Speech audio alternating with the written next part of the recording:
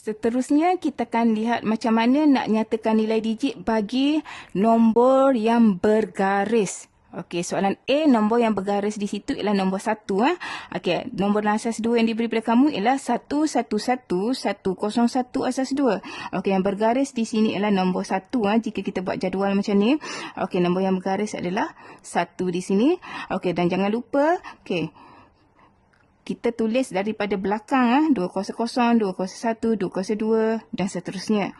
Okey, ataupun kita boleh tulis macam ni jika soalan diberi, jadi kamu lebih senang jika cikgu rasa kalau kamu tidak buat jadual jadi jimat masa.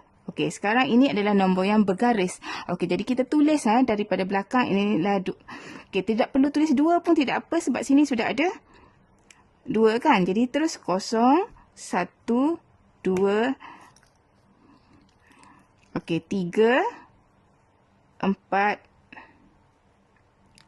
5. 0, 1, 2, 3, 4, 5.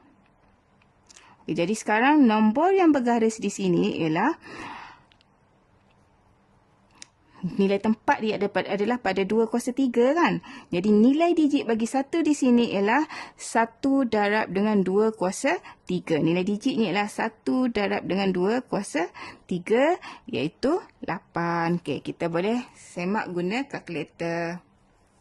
Okey, untuk yang seterusnya. Okey, yang kedua 6, 2, 1 asas 8. Okey, nombor yang bergaris di sini ialah nombor 2.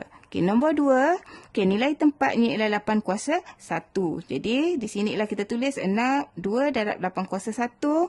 2 darab 8 kuasa 1, kita guna kalkulator. Kita akan dapat 16. Ataupun kita boleh tulis, kalau kita tidak buat jadual, kita tulis 6, 2, 1 asas 8. Ini ialah 0, 1, 2.